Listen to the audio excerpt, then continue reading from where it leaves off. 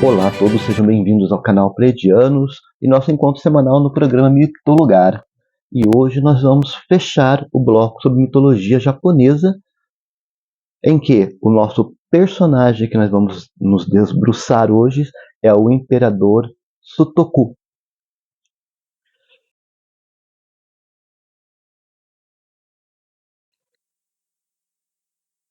A aparência de Sutoku, do Imperador Sutoku, ele é um dos 3 yokai mais famosos que assombraram o Japão.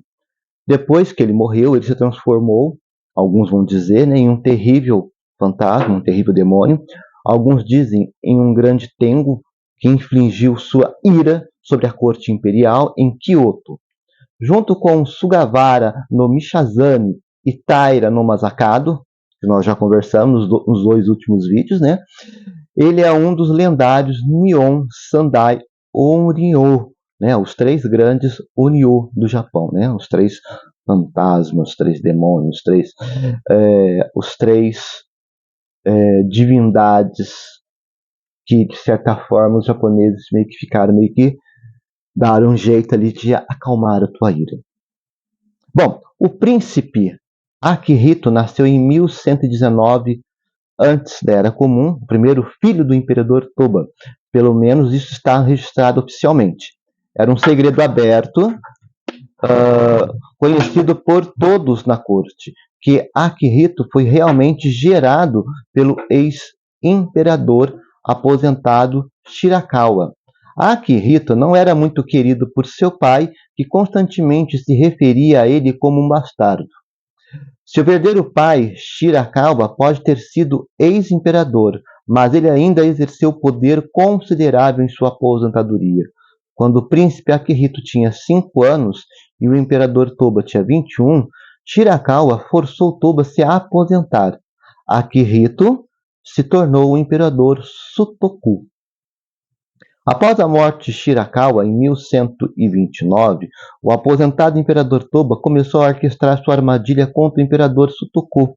Ele o convenceu de que a vida enclausurada em um aposentado imperador era muito melhor do que ser imperador real. Ele sugeriu que Sutoku adotasse o filho de Toba, príncipe Narihito, e se aposentasse. Em 1142, Sutoku finalmente o fez. Toba supervisionou o processo e fez questão de registrar que o imperador estava se aposentando e passando o trono para Narihito, em vez de sua própria progenie. Isso garantiu que Sutoku não exerceria nenhum poder sobre o jovem imperador, nem qualquer filho futuro se tornaria imperador. Narihito, de 3 anos, tornou-se imperador Konoi, e o aposentado imperador Toba exerceu todo o poder por detrás do trono. Toba enviou aliados de Sutoku para províncias distantes e encheu a capital com seus próprios aliados. Não havia nada que Sutoku pudesse fazer. O imperador Konoi permaneceu doente e sem filhos durante toda a sua vida. Ele faleceu sem um herdeiro em 1155, aos 17 anos. Nessa época, Sutoku tinha seu próprio filho. Ele viveu uma oportunidade de recuperar sua posição. Sutoku e seus aliados alegaram que o trono deveria passar para o filho de Sutoku. Em vez disso, a corte imperial declarou que o 4º filho de Toba se tornaria o imperador Go Shirakawa. Quando Toba morreu no ano seguinte, essa disputa transformou-se em uma guerra civil em miniatura, conhecida como Rebelião Hogen. Que a guerra foi decidida em uma única batalha. As forças de Go Shirakawa foram vitoriosas. Após a rebelião de Hogen, as forças de Go Shirakawa foram implacáveis. Aqueles que lutaram contra o imperador foram executados, junto com suas famílias inteiras. O antigo imperador Sutoku foi banido de Kyoto e forçado a passar o resto de seus dias exilado na província de Sanuki. Ele raspou a cabeça e se tornou um monge, dedicando-se a copiar manuscritos sagrados para enviar de volta a Kyoto.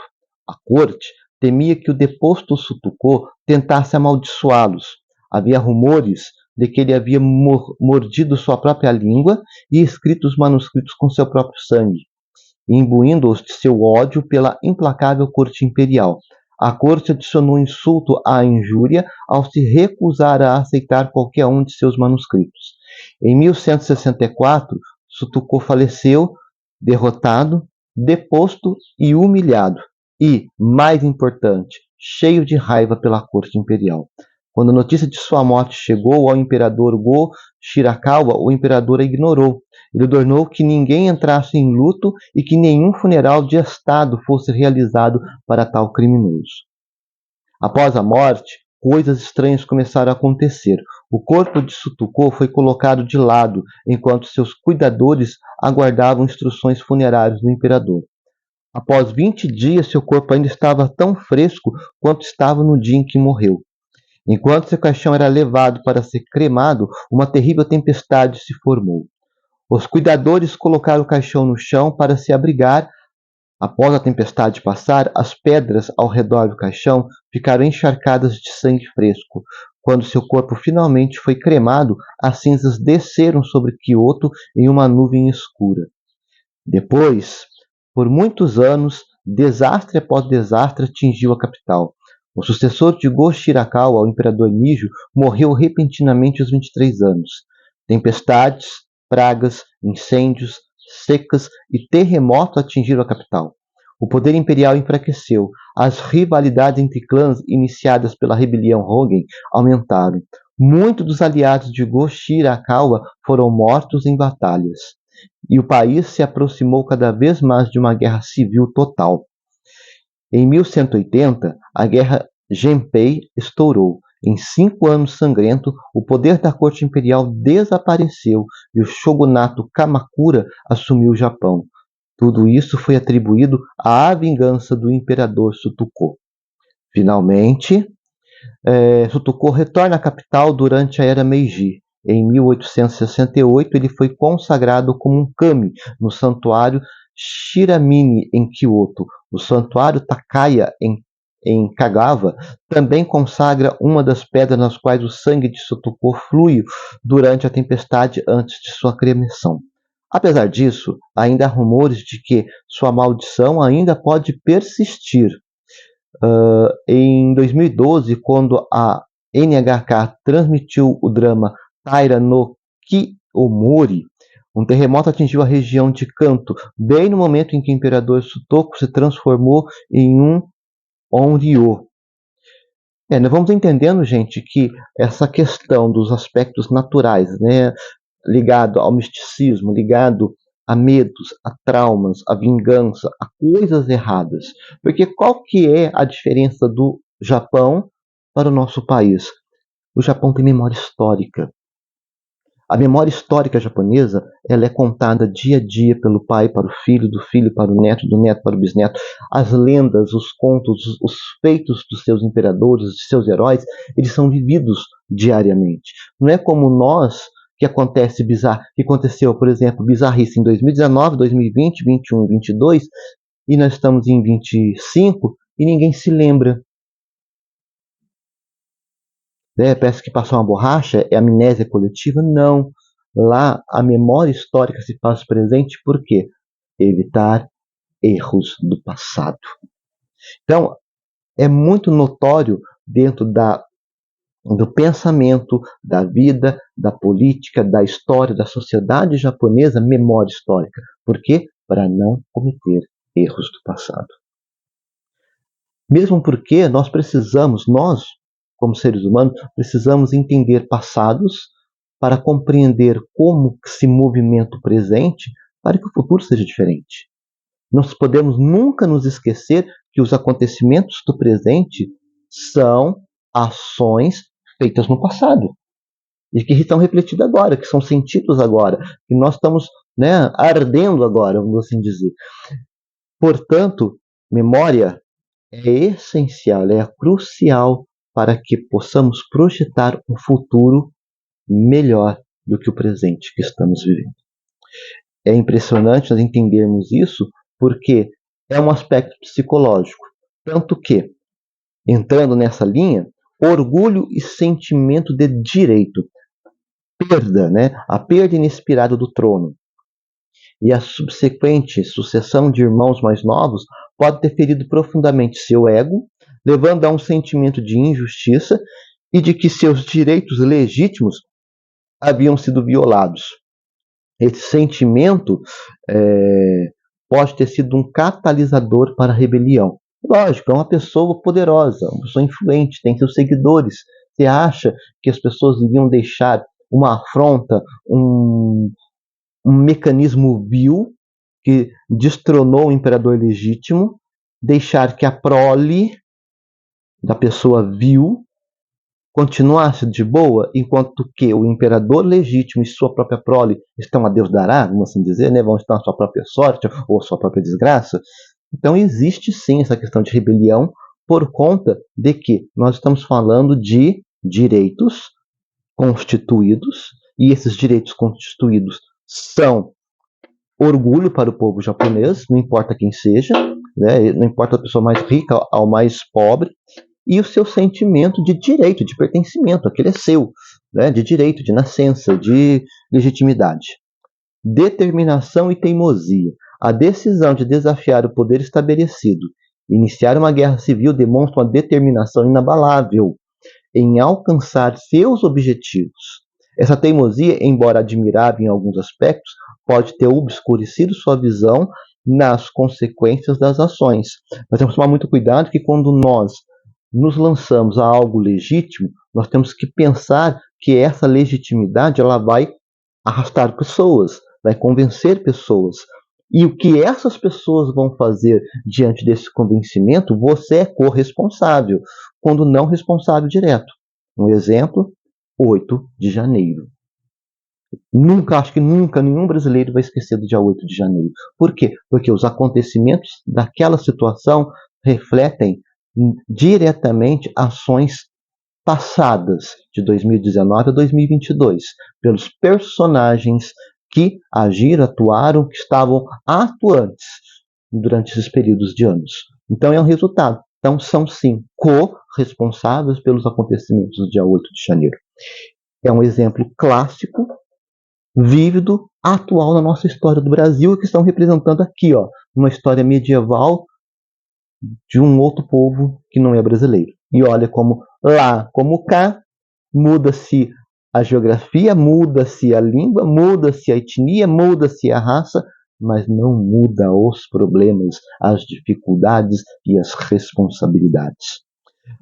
Sentimento de isolamento, né? Destituído do trono, com seus aliados dispersos, Sutuko pode ter sentido cada vez mais isolado e incompreendido. Essa sensação de solidão pode ter intensificado sua raiva e frustração. Gente, isso é normal, né? Quando você é minoria dentro de alguma situação, é normal sentir-se frustrado. Mas você tem que entender essa frustração e trabalhá-la de forma produtiva para a sua vida. Não fazer com que essa frustração alimente algo que já não está bom dentro de si. Visão de um mundo maniqueísta, né? A percepção de que havia sido injustamente tratado pode ter levado Foucault a adotar uma visão de um mundo maniqueísta, dividindo o mundo em bons aliados e maus seus inimigos. Essa visão simplificada pode ter justificado ações violentas. De novo, Brasil. É exatamente isso que nós vemos, né? Um país dividido entre bons e maus. Gente, não existe bom e mal.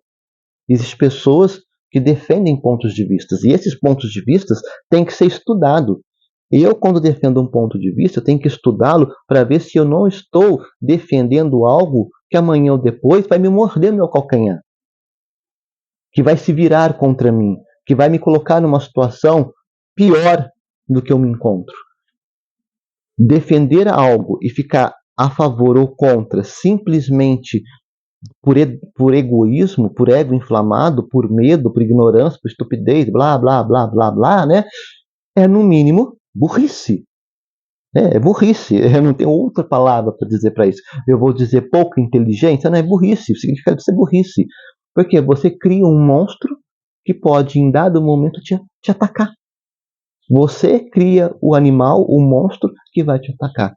Portanto, não existe essa questão de os bons, os amigos, os maus, os inimigos. Principalmente situações onde envolve sociedade, política, ciência, seja o que for, nós temos que ter conhecimento. Aprofunde o seu conhecimento sobre os lados, entenda o que é bom, e aí sim você pode ter um posicionamento. Por quê? Porque quando você tem um conhecimento do todo, você tem uma garantia mínima de que, independente do que acontecer, não vai se voltar contra você as suas escolhas, porque elas vão ter consequências, boas ou ruins, vai ter consequências. Tudo que nós fazemos tem consequências, sejam elas boas ou ruins, e nós temos que estar preparados para arcar com essas consequências, sejam elas boas ou ruins. Por isso que essa questão de maniqueísmo é muito perigoso, e nós estamos vivendo esse período de maniqueísmo. Nós temos que suplantar isso. Você que está me vendo e me ouvindo, nós temos que lutar todos os dias a partir de agora para, quando nós falamos de povo brasileiro, é povo brasileiro, nação. Não existe nação X do Brasil e nação Y do Brasil. Existe a nação brasileira. E nós vamos nos entender, nos amigar, né, como nação brasileira. Porque, afinal de contas, a conta vem para todo mundo. A conta vem para todo mundo. Tá? Isso é uma situação que não tem como escapar. Cultura, né, da corte imperial nessa história. A vida da corte imperial japonesa era marcada por rígidos protocolos e lutas pelo poder. Tsutoko cresceu neste ambiente altamente competitivo, o que pode ter moldado sua personalidade e aumentado sua sensibilidade a questões de honra e status. Ego inflamado é uma doença. Quem tem ego inflamado, trate meio de passar um anti-inflamatório para acabar com isso. Por quê? Porque o ego ele vai te levar no mais alto possível e vai te empurrar lá de cima. É preferível você ser pé no chão, realista, humanista, porque o que você vai lidar, sejam alegrias ou dores, são coisas que você vai conseguir suportar e administrar. O ego não te dá nenhum tipo de experiência, ele te dá emoções, mas te deixa vazio de experiência. E é justamente no momento mais crítico da sua vida que você precisa de ter experiência, é quando o ego te abandona. E aí você está vazio com aquele turbilhão de coisas. E aí, para a gente fazer coisa errada, é só uma questão de oportunidade. Influência de conselheiros. As decisões de Tsutoko foram influenciadas por seus conselheiros, que podem tê-lo encorajado a seguir um caminho mais radical. A dinâmica entre Tsutoko e seus conselheiros é um fator crucial para entender suas ações. Óbvio, se você tem maus conselhos, você vai ter más ações. Bons conselhos, boas ações. Por isso, não saber com quem nós nos aconselhamos. Não se aconselhe pelo WhatsApp, meu querido, minha querida.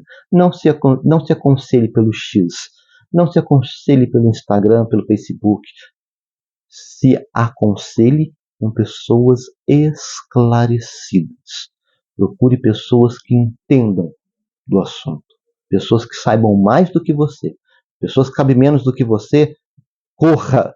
Corra, porque você corre o risco de se encher de lixo. Tá? Falta de fontes primárias. Né? Há informações sobre a vida de Tsutoko são filtradas por narrativas históricas posteriores, que podem apresentar vieses e interpretações tendenciosas. É claro, o que aconteceu no dia 8 de janeiro, daqui a alguns anos, dependendo de quem for o historiador, que for estudar o fato, porque o que acontece? Um fato aconteceu dia 8. Quem vivenciou o dia 8 e vai ser o historiador, o cientista histórico que vai produzir o material, que vai para as escolas, que vai para os jornais, que vai para os videodocumentários, ele vai ter um posicionamento, eu não vou dizer 100%, mas 99% do que é. Daqui a 100 anos, o próximo historiador que for estudar esse mesmo material, ele já vai ter um conhecimento de no mínimo 50%, porque ele não viveu isso. Ele está entendendo o que o outro viveu. Então ele vai tirar uma conclusão a partir daquilo que a outra pessoa disse. Por isso que, muitas das vezes, nós temos interpretações tendenciosas sobre determinados assuntos. É o mesmo que acontece com as informações do Zap da vida. Alguém escreveu, outro reescreveu, que reescreveu, até chegar em você, aquilo já torceu, já virou um sei lá o que, e você está acumulando, se aconselhando, se enchendo de interpretações tendenciosas. natureza subjetiva da psicologia histórica nesse texto, né? A análise psicológica de figuras históricas é sempre especulativa e depende de uma série de inferências e generalizações. É claro, né? Você entende que a história passou, outra pessoa interpretou e vai ser reinterpretada por outras pessoas, por vários vieses, e vamos tentar, de geração em geração, ter um conhecimento mais preciso possível sobre essa história. Eu vou dar um exemplo muito simplesinho. Você que é avô e avó, você pegou o ensinamento que teu pai e tua mãe deu e aplicou nos teus filhos. Você dispensou aquilo que era desnecessário e manteve o que é necessário. Teus filhos vão fazer exatamente a mesma coisa. Vão manter o que é necessário, desprezar o que é bobeira e vão reintroduzi-los nos filhos deles, no caso, seus netos. E assim vai. Aí eu pergunto, a essência, ela vai permanecer ou ela vai se torcendo a cada geração? A realidade é que ela vai se torcendo a cada geração. Por quê? Porque o que é certo ou errado, o que é moral ou imoral, ele vai se adaptando à cultura da época. Lembra que eu falei, na década de 40 e 50, a mulher que andasse com saia acima do joelho era considerada prostituta. Hoje as mulheres andam com a polpa da bunda de fora e ninguém fala nada. E ninguém fala nada. Por quê? São as indas e vindas da sociedade. O que é moral vai se adaptando ao momento da história da humanidade. Daqui a alguns anos pode ser que as coisas mudem de novo. Então esse torcer das coisas é o desprezo por aquilo que não agrega nada em favor de uma coisa nova. Aquilo que agrada, aquilo que se pode se aproveitar, se mantém e é multiplicado, é repassado. E mesmo assim, algumas das vezes ainda vai sofrer uma roupagem. Logo, podemos perceber que a história do imperador Sutuku é um exemplo que fascina a interação entre fatores psicológicos, históricos, sociais e humanos, em que podemos obter muitas ideias valiosas sobre a natureza humana, o poder e a política, mas também na questão humana, na política pessoal, no dia a dia de cada um. É importante lembrar que qualquer análise psicológica, social, ela sempre vai ter fontes da própria história da humanidade, do ser existir humano. Você e eu, pode ser que no futuro distante, nós sejamos estudados. Este programa, eu vou passar. Eu sei que um dia eu vou envelhecer e vou descer à sepultura dos mortos, né? A mansão dos mortos, né? Vou para um cemitério. Mas este vídeo vai ficar cá. Enquanto existir YouTube, enquanto existir pessoas como é que fala? Baixando, recolocando esses vídeos que eu estou fazendo com vocês aqui, enquanto o programa Mitologar estiver no ar, ele vai ser alvo de muitas pessoas que vão estar vendo, revendo, entendendo, reentendendo, reinterpretando as palavras que são ditas aqui. E o tempo vai mudar. Vai ter coisas que vão ser tão presentes quanto, e tem coisas que vão ficar obsoletas. Vão falar, nossa, esse menino está falando paçoca. Está falando bobeira. O mundo o mundo que ele falava isso já foi, não é mais o mundo que nós estamos vivendo. Ou, nossa, lá como cá ainda é igualzinho, não mudou nada. E olha só o que ele estava falando. Naquele tempo, naquele momento, ainda serve para hoje, para o aqui e para agora, para nós. Então, é uma questão de que olhar, compreender a história, seus mitos e tirar conclusões que mude a minha, a nossa vida. Lembre-se, o mundo ele é social e sempre vai ser social. Meus queridos, minhas queridas, me despeço. Bom final de semana para todos vocês. E nos encontraremos na próxima semana aqui no canal Pleiadianos, no programa Mitologar. Um abraço a todos.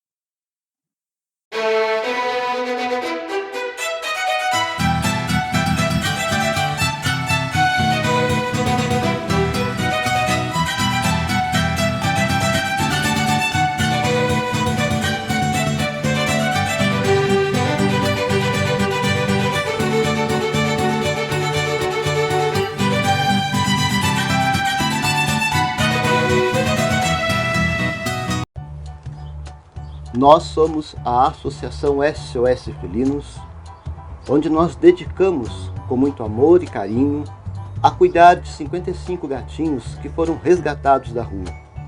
E através de sua inestimável ajuda, estamos conseguindo dar a esses bichinhos muito amados um lar, alimento, remédios, veterinário, além de muita atenção, cuidado e imenso amor.